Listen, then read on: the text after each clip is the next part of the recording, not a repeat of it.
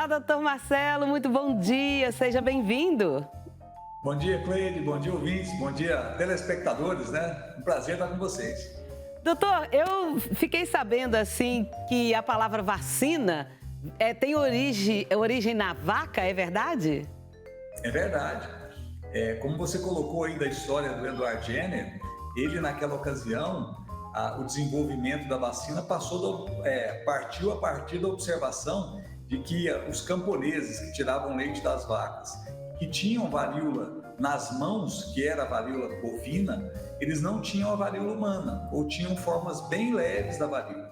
A partir daí ele começou a fazer um trabalho para utilizar esse vírus que ele não conhecia, ele pegava só a casquinha da doença e inoculava no braço. Então ele fazia o que a gente chamava de escarificação. Ele machucava, ele raspava o braço e colocava um pouco da varíola ali, daquela casquinha. E as pessoas ficavam protegidas, ficavam imunizadas. Daí o termo vacínia, que veio da vaca mesmo, de vaca, passou a ser utilizado no mundo todo. E só por curiosidade, na época também, quando ele desenvolveu essa técnica, ele foi motivo de muitas críticas, inclusive na época, muitas pessoas achando que as pessoas virariam vaca.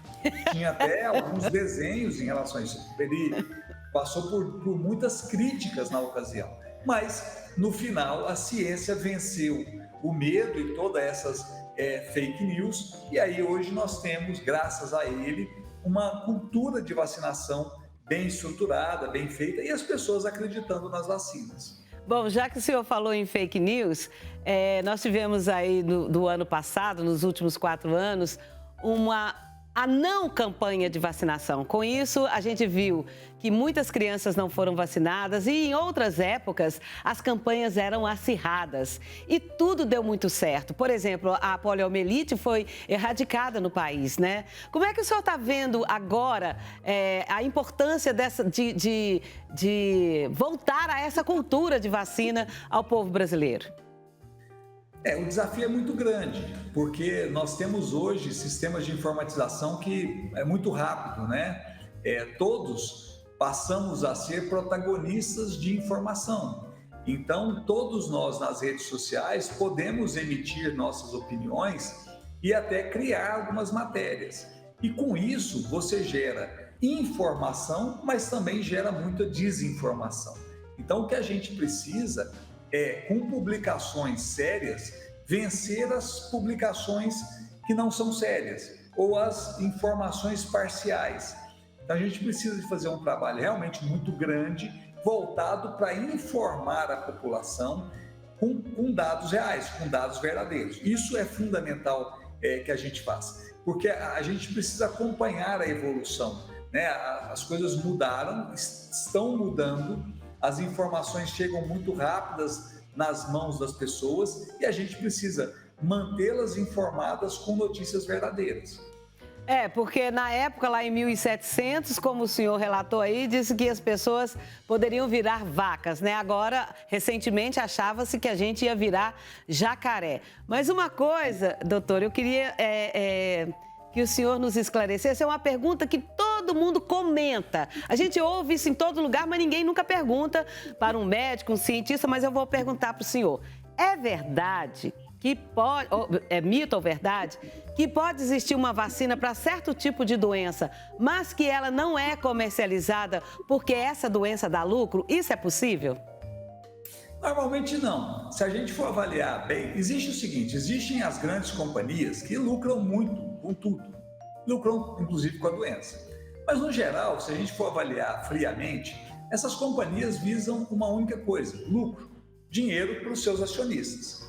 Se eu tiver uma vacina, por exemplo, o que se fala muito é que existe a cura da AIDS, mas que ninguém coloca porque dá lucro os medicamentos. Sim. Mas vamos pensar o seguinte, surge uma vacina que vai proteger as pessoas contra o HIV, contra esse vírus. O laboratório que desenvolver essa vacina, ele vai ganhar muito dinheiro. E os seus acionistas vão ganhar muito dinheiro também. Então, eu não acredito nisso. Existe uma dificuldade real de se produzir uma vacina contra algumas doenças. E a gente tem um exemplo claro hoje, que é a vacina contra a dengue. Nós temos uma dificuldade muito grande de produzir uma vacina que seja altamente eficaz contra a dengue. Não é porque ninguém quer, é porque é difícil de produzir mesmo. Contra o HIV também é a mesma coisa. É muito difícil produzir uma vacina contra o HIV.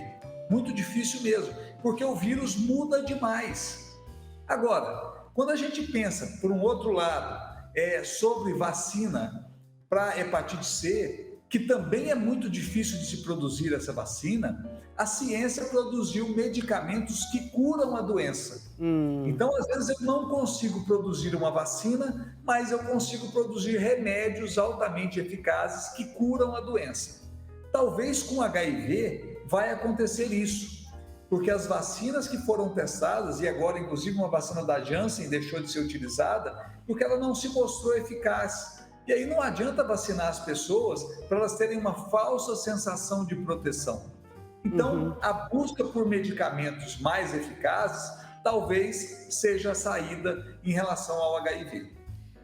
Doutor, explica aí para o nosso telespectador como é que a vacina atua no corpo, porque como a origem, né, que foi inoculado a varíola da vaca, é também o mesmo princípio para todas as vacinas? É o veneno? Não, são várias plataformas diferentes. O que a gente tem, no geral, é a gente apresentar para o nosso organismo aquele antígeno, aquele agente que causa a doença, seja vírus, seja bactéria, seja inclusive toxina, e o nosso organismo vai induzir a produção de anticorpos. Então, o nosso organismo é que vai produzir a proteção. Então, eu apresento para o organismo qual é o antígeno, o que é aquilo, qual que é a parte que ele tem que combater no vírus, na bactéria, e ele vai produzir esses anticorpos. Então, mas são várias plataformas de vacina. Por exemplo, a vacina da varíola, eu pegava vírus vivo e ele estava atenuado. A vacina BCG, que é da tuberculose, também é bactéria viva atenuada.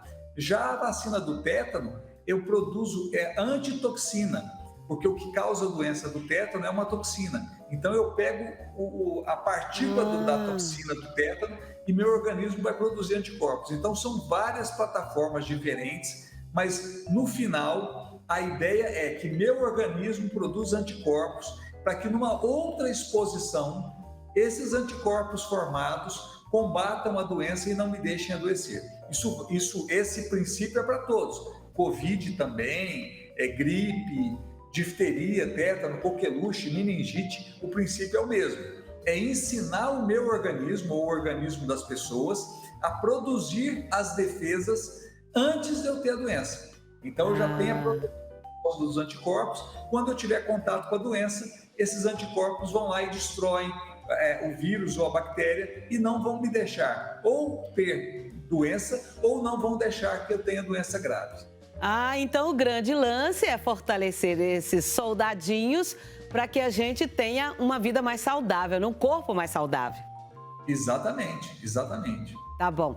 Doutor, no caso da vacina da Covid-19, que possui várias doses, qual que é a importância de tomar todas as doses oferecidas? Normalmente, várias vacinas existem várias doses, porque às vezes uma dose só não é suficiente para produzir o número de anticorpos que vai durar muito tempo, que vai combater totalmente a infecção. Então, no caso da Covid, hoje a gente já tem certeza disso, o ideal é que a pessoa tenha no mínimo 3 doses, as pessoas que não têm nenhuma doença de base. Por quê? Porque as 2 primeiras doses, elas vão ensinar meu organismo a produzir os anticorpos, e a terceira dose, que a gente chama de reforço, é o que vai manter esses anticorpos num nível maior, mais alto, para dar proteção contra a forma grave da doença. Então, a gente precisa de 3 doses da vacina, no mínimo, da vacina do Covid, para garantir a proteção. Em algumas situações, as pessoas mais velhas, pessoas com imunodepressão, eu preciso de mais doses, porque o sistema imunológico está mais enfraquecido. E aí, a gente ter mais doses é melhor, porque eu vou ter mais proteção. A proteção vai durar mais tempo. Doutor, quando a gente for vacinar, é necessário ficar de olho se existe alguma contraindicação? Sim, dependendo da vacina que a pessoa vai tomar, é importante que ela saiba disso ou que ela converse com seu médico antes. Por exemplo, pacientes que fazem uso de imunossupressor, pacientes com lúpus, com artrite reumatoide, pacientes com HIV/AIDS, é importante conversar com seu médico para saber o status que ele está e qual vacina ele vai receber. Porque algumas vacinas são contraindicadas em pacientes que têm uma imunossupressão grave. Pacientes que foram transplantados de medula, por exemplo, eles não podem tomar vacina de vírus vivo numa época mais próxima do transplante. Isso aí ele só vai ser vacinado 2 anos depois, por questões de que eu estou fazendo vírus vivo. Então, a própria vacina, eventualmente, pode causar a doença nessas pessoas que estão com o sistema de defesa mais enfraquecido. Doutora, a gente sabe que o bebezinho até 6 meses de idade, com o leite materno, ele está mais protegido. Mas tem muitas pessoas ainda que pensam que estão amamentando depois de 6 meses. Não vou vacinar não, porque meu neném está protegido, porque o meu leite é forte. É um mito, né, doutor? Não tenha dúvida. E para a gente lembrar, Cleide, a vacinação do bebê começa com a mulher ainda grávida.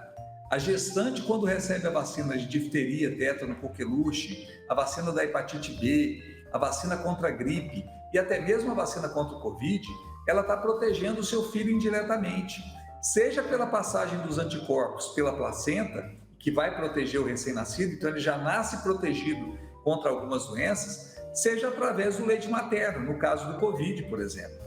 Então, só a amamentação não garante proteção total. As vacinas, isso já está comprovado, elas salvam vidas e elas fazem muita diferença na mortalidade infantil. Depois da água potável, o instrumento que mais diminuiu a mortalidade infantil na humanidade foi a vacinação. Então, as vacinas fazem parte de manutenção da humanidade, porque elas salvam vidas, elas preservam a vida das crianças. Doutor, e uma criança, uma mãe que está gestante que tenha o vírus HIV, essa criança pode nascer saudável sem o vírus?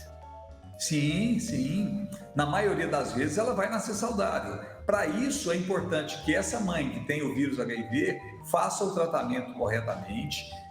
Por isso que a gente pede que no início da gestação ela já faça os exames, inclusive o teste da mamãe, que em Goiás é instituído, consta o exame do HIV. É importante que ela saiba o seu status. Se o exame vem positivo, essa mãe vai ser tratada. E tomando o remédio corretamente, a criança vai ser acompanhada também no primeiro ano de vida com medicamento, a chance de transmissão da doença para a criança é muito pequena, é próxima de 0. Ai, que legal. Então, mas é importante para que isso aconteça, que a mãe saiba e se trate. Doutor, a gente, quando mãe com os nossos filhos, a gente está ali todo documentado, cartão de vacinação das crianças. Aí, quando chegou essa onda de HIV, nós adultos começamos a tomar, tem o nosso registro também, que é um documento. Idoso também tem que ter esses registros. Isso é muito importante. A criança a gente sabe que é importante, mas o adulto, o idoso, é importante que tenha tudo isso documentado? Não tenha dúvida, o cartão de vacina é um documento importante. Está se tentando fazer, o Ministério da Saúde está começando a trabalhar nisso, aquele cartão que a gente tinha da Covid, que é o Conect SUS, é um aplicativo que a gente vai carregar no celular. A ideia é integrar todas as vacinas naquele cartão. Agora, com o número do CPF sendo o nosso número único, vai ficar mais fácil, porque a criança, inclusive, já sai da maternidade com o número do CPF. Nas clínicas e nas unidades de vacinação, a gente já lança no sistema informatizado do Ministério da Saúde todas as vacinas feitas. Então, a ideia é que isso fique só em um local, e a gente tem essa informação disponível online a todo momento. Que legal. Então, o papel físico ele vai existir ainda por um tempo, mas o registro vai ficar guardado nas nuvens. Isso é muito importante. E é importante para a gente não fazer vacina desnecessariamente, não repetir dose ou não fazer antes da hora, e até mesmo para saber, frente a um risco maior, quantas doses da vacina eu tenho que fazer. Por exemplo, no tétano, uma pessoa que nunca se vacinou vai tomar 3 doses. Mas uma pessoa vacinada, às vezes não precisa tomar nenhuma vacina frente a um acidente. Então, a gente saber o status vacinal da pessoa é muito importante na conduta. Então, é bom a gente ter tudo isso documentado, igual uma carteira ali de identidade dentro da própria carteira, né, doutor? Sem dúvida, é um cartão, é um documento, é seu documento de vacinação. Legal. Doutor Dayer, muito obrigada pela sua presença. Espero que o senhor volte. Eu acho esse assunto muito importante para a população. E muito obrigada por o senhor ter vindo aqui em casa hoje. Obrigado, eu que agradeço. É um assunto de suma importância e, como você mesmo disse, a gente precisa combater informação falsa com informação verdadeira em programas que tenham acesso, que você entra nos lares das pessoas e as pessoas acreditam no que você está mostrando. Isso é muito importante. Um abraço, bênçãos do Pai Eterno para o senhor. Amém. Obrigado.